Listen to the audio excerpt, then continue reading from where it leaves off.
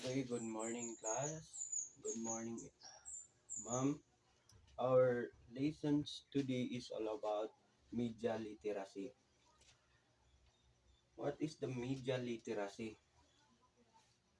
Uh, the number one, define media literacy.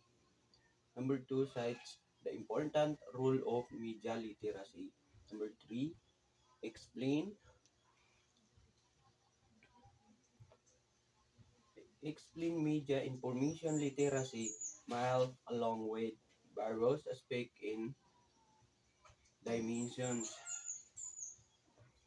Examine that advantage and disadvantage of media. Demonstrate how MAL can be integrated in the curriculum through the relevant life lessons and significant values in generating, utilizing, and creating media tools. Uh, Analyze research of stack on media literacy and its impli- uh, implication on teaching process, conduct a research survey on media literacy integration and through finding in recommendations. So, to the information comes through an interwoven system of media technology. The to read many types of media has become an essential skill in the 21st century. Thus, school and greatly confront with the challenge. Uh, Media literacy lines 2018 uh, coins the terms media that refers to uh, electronic or digital means and print art or article visual used to transmit message through reading. So, ang media ay uh, refers to electronic and print visual used to uh, through reading like print media, seeing, visual media, hearing. Ang visual media, ito yung mga hearings na pangyari. Audio media or singing and playing with interactive media. Uh, or once combination of each media can be a component of active learning streams such as group discussion and case studies. Uh, Media literacy is the ability to access.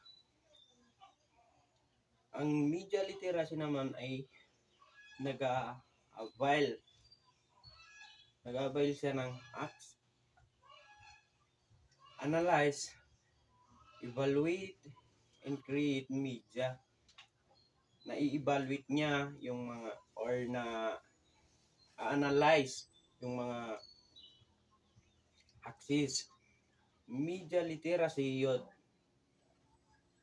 youth and adult can understand the complex message received from television, radio, and internet newspapers, magazines, books, billboards, video games, music, and all other form of media.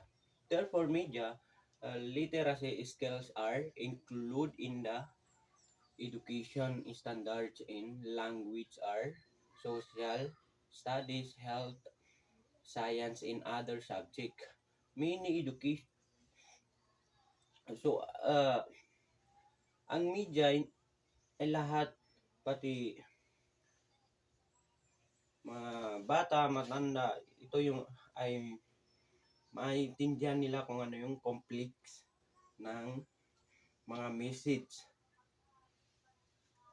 na maririnig nila or makikita nila in media like television, radio, internet, newspapers ay maintindihan nila kahit at ang media hindi lang uh, ay skills include at include din ito sa uh, educational language. Many educations have discovered that media literacy is an effective in engaging way to apply critical thinking skills. Med, Media literacy concepts. So, may mga concepts ang media. Number one, it is a ability to critical access the accuracy in validity of information transmit by the mass media and produce information through various forms. Ito ay nag-a-avail naman sa mga critical accuracy.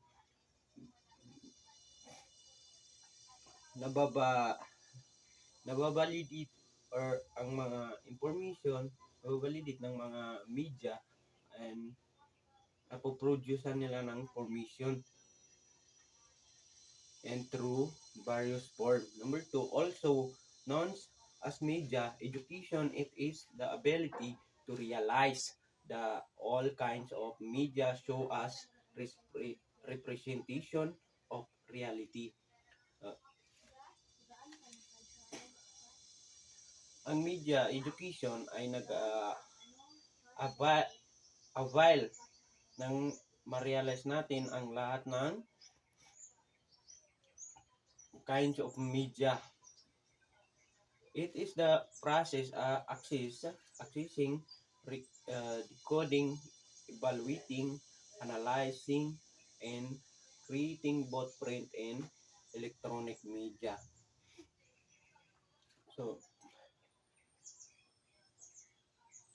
So ang media, ang nag-process dito ay ang decoding, evaluating, and analyzing.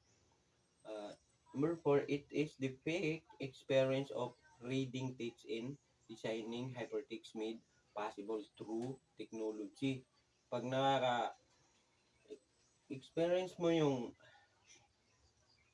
designing text, so ibig sabihin, through technologies.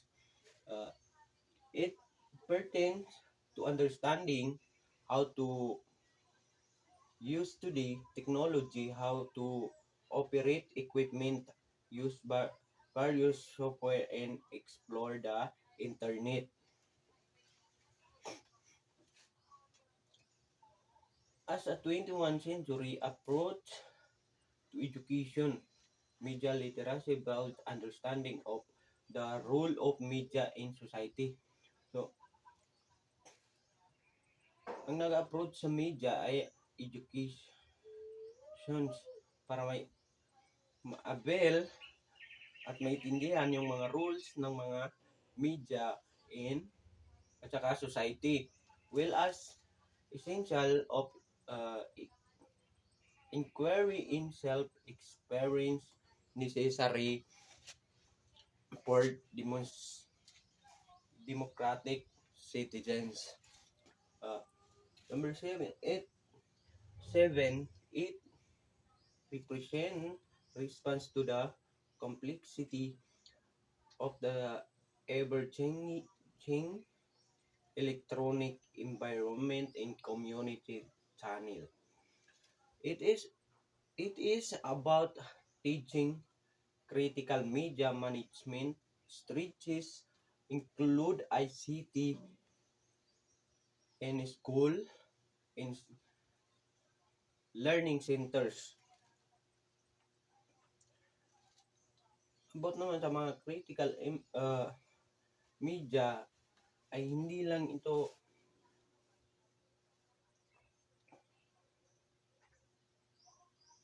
nagmamanage ng strategy, kundi include din ito sa mga ICT or at saka sa school, learning center. It is about teaching critical media. It is include the ability to perform effective internet research.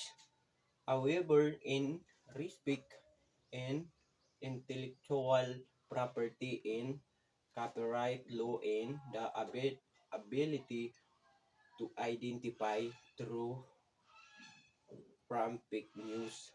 So, kailangan din maging aware tayo at respeto yung mga properties at saka i-copyright natin yung mga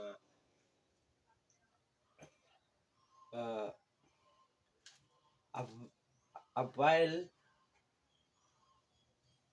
from fake news. Role of media literacy. Okay, so number 1, learn to think critically. When people evaluate media, they decide of the message makes sense, including the key ideas before being convinced on the information that they get from it. So kailangan may alam tayo sa pag-evaluate ng media.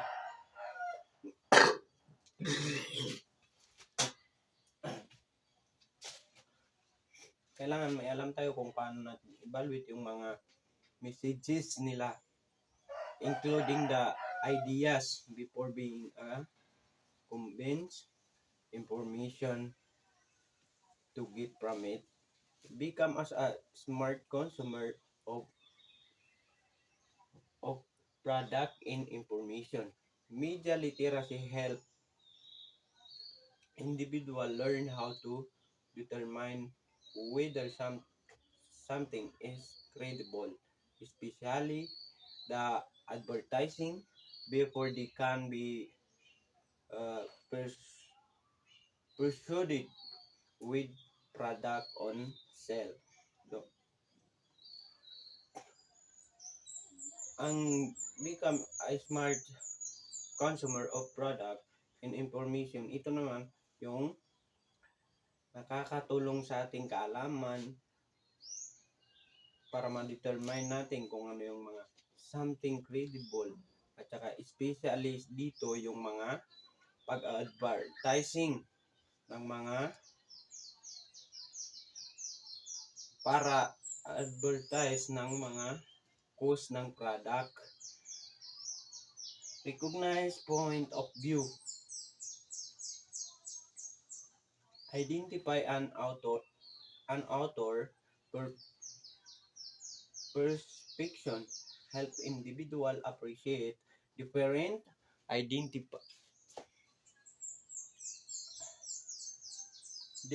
ideas in the context of what they already known. So, ito, kailangan i-identify natin kung ano yung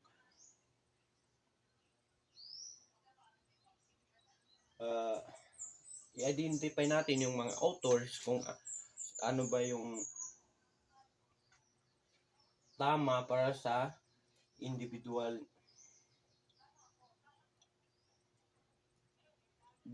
base sa kanilang ideas. Create media responsibly. Recognize one's ideas and appropriately expressing one truth lead of effective communication.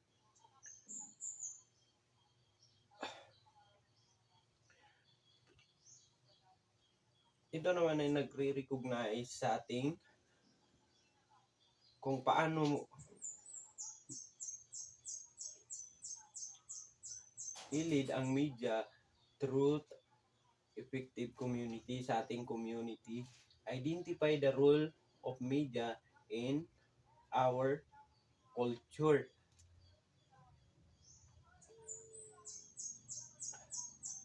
Convey something uh, shapes understanding of the world and makes an individual to act or thinking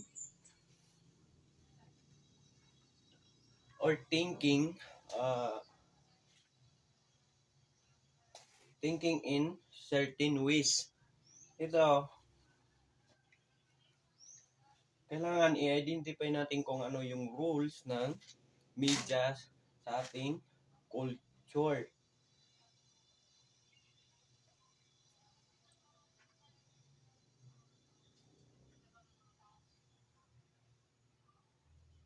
Kailangan itindihin ng bawat isa kung ano yung uh, media sa ating culture. Understanding the author's goals. Understanding and recognize the types of employing something has people can make better choices. So, kailangan i-understand natin kung ano yung mga goals ng mga na makaka-influence sa ating mga tao na kailangan magkaroon sila ng choices. Social media is a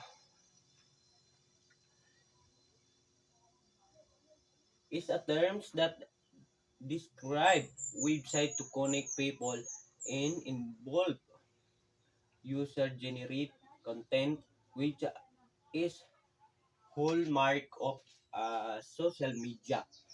So, ang social media is connect the people to generate content.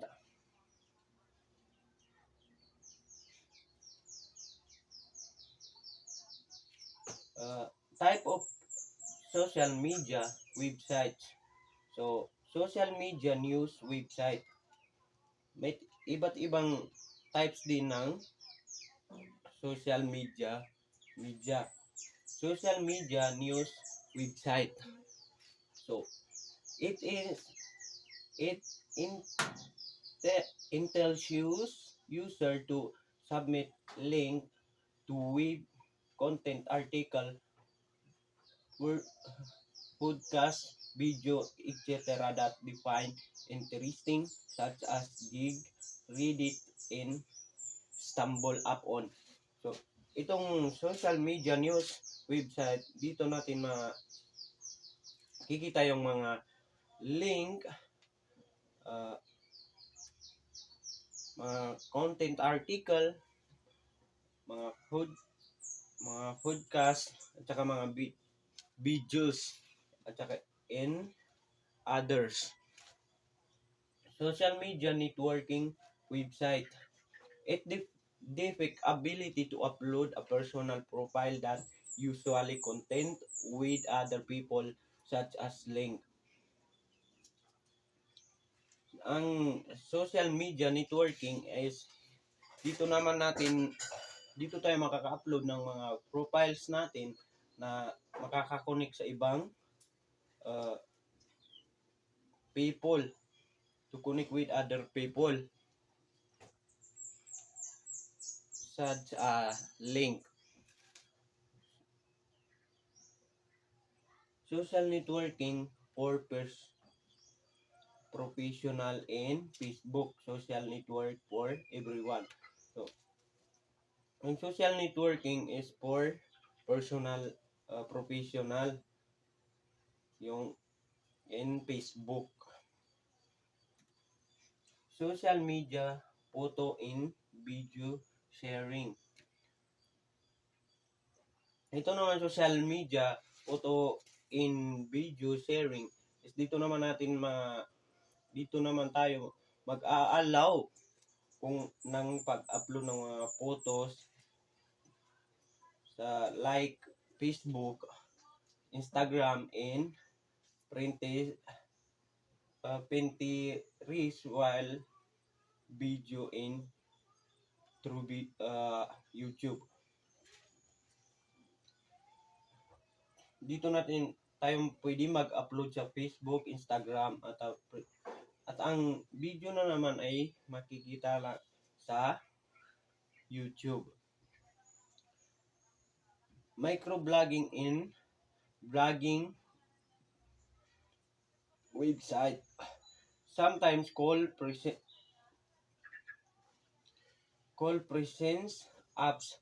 These services let user post very short message like blogging and easily keep up with what their friends and posting. Itong micro blogging naman, minsan gumagamit tayo ng mga presence apps to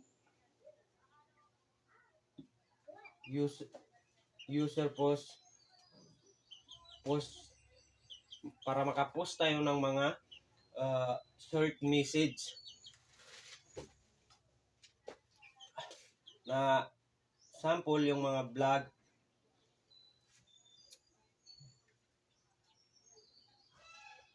And Twitter is the most popular microblogging services that limited to 280 characters per post and allowed to follow is at a set of user from one dashboard.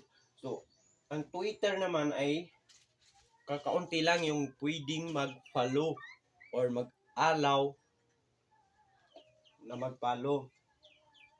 Most on 280 people lang. Other popular media apps is Snapchat, which is video based. Dito ka nag-base ng mga video. Social media review website. It show how social reviews can make or break a company or an organization such as Amazon and llV. So, social media review website shows how social review can make and break company. Ang social media reviews, dito naman natin masushow ang social na review, yung mga na nagmi-mix and breaking company, mix siya.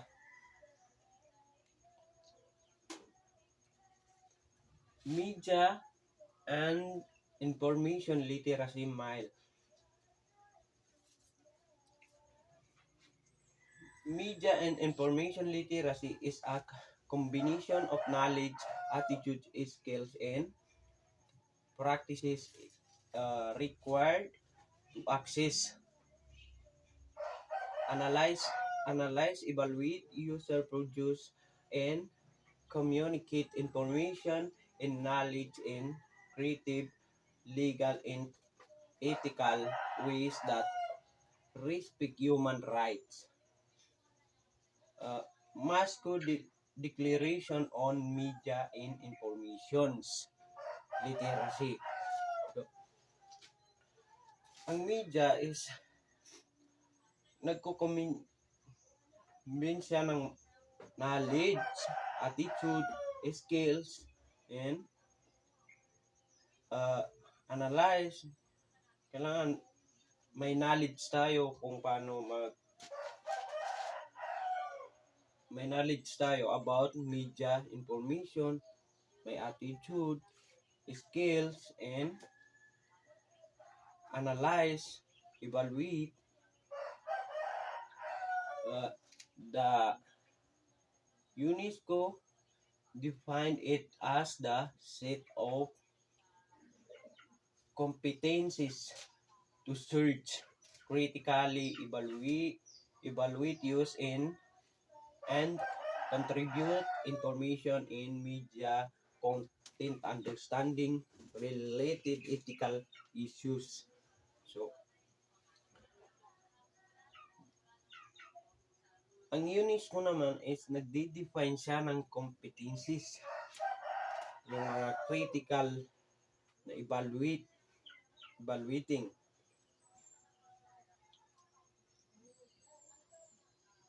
na nakaka-contribute sa ating media kung paano para i-understand ang mga related issues and engaging with media in ICT to promote equality, pre-expression, intellectual inter interreligion dialogue piece. So, mayroon naman tayong 7-dimensional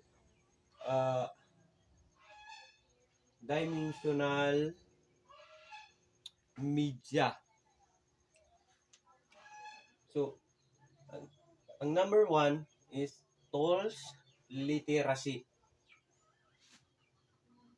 This the ability to understand and use practical and conceptual tools of current information technology including software, hardware, and multimedia. What are the relevant to education in areas of work, professional life. So, kailangan may kaalaman din tayo sa pag-understand sa ating practical conceptual.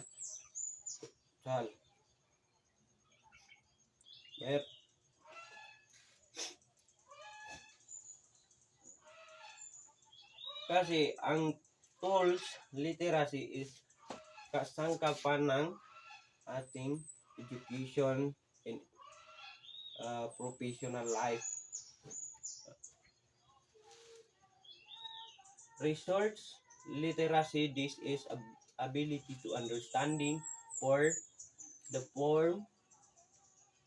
format, location in access, methods of information resource. Ang resource literacy is nag-avail naman siya kung paano natin itindihin, paano natin i-format yung location access ng mga informations. Social structural literacy. This is knowing how information is social situate and produce fights into the life of groups about the institution in social network. So,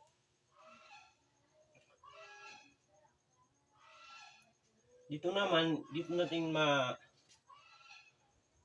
makikita yung mga information na mga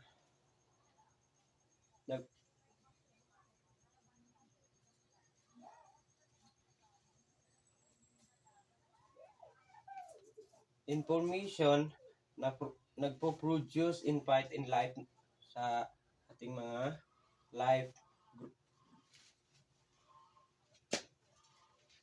na tungkol sa institution social network. Research literacy, it is the ability to understanding and use it.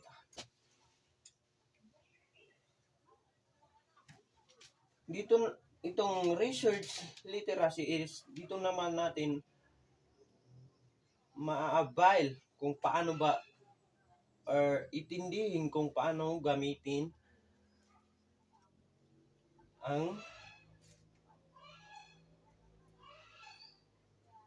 gamitin these tools relevant to the work of researchers in scholar that include computer software for quantitative analysis, qualitative analysis, in situations. So, publishing literacy, it is the ability to format, publish research as an ideas electronically in text, textual and multimedia forms.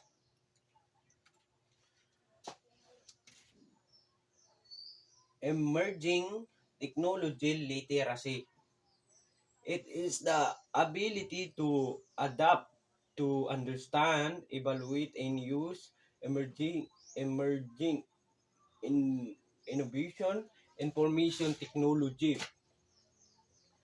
Dito naman sa emerging technology is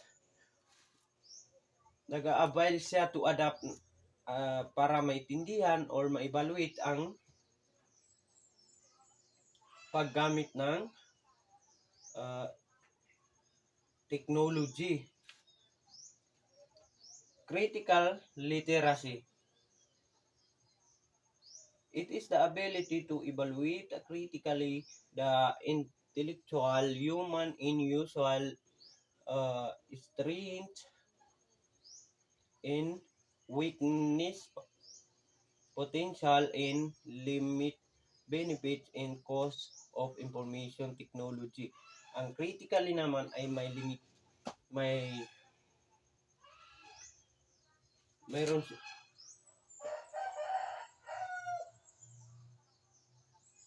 ang bawat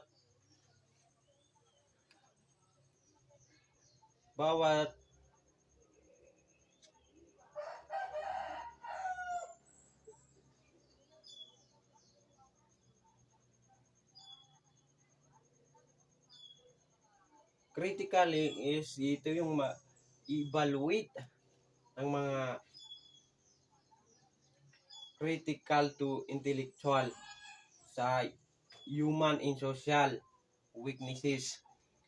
Nagpupotential din ng limitation, benefit, and cost sa information and technologies.